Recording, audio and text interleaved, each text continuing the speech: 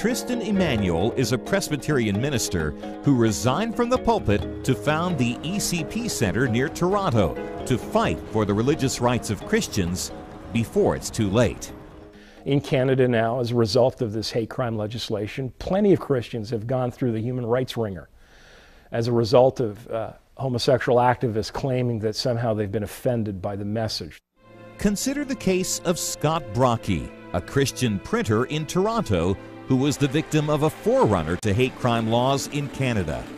It all began in 1996 when a homosexual activist from the Canadian Lesbian and Gay Archives asked him to print some of their letterhead and propaganda.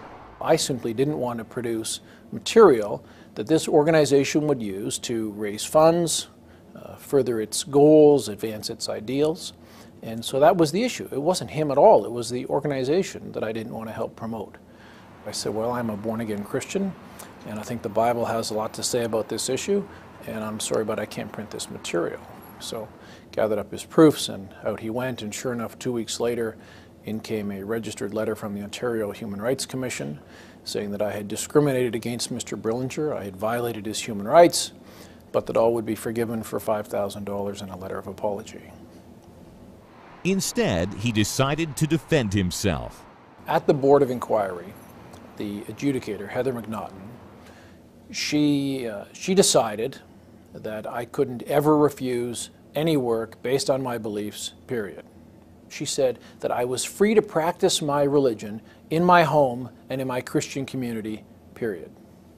That's it. But my beliefs aren't some adjunct to my life. My beliefs aren't some secondary component to my life. My love for God, my faith, that is my life. But after 9 years and the equivalent of more than $150,000 US in legal fees, Scott Brocky had at best a partial victory. The reality is that in Canada, whenever gay rights comes into conflict with religious charter rights, even though on the letter of the law says we are guaranteed certain religious freedoms, gay rights will always trump religious rights, period.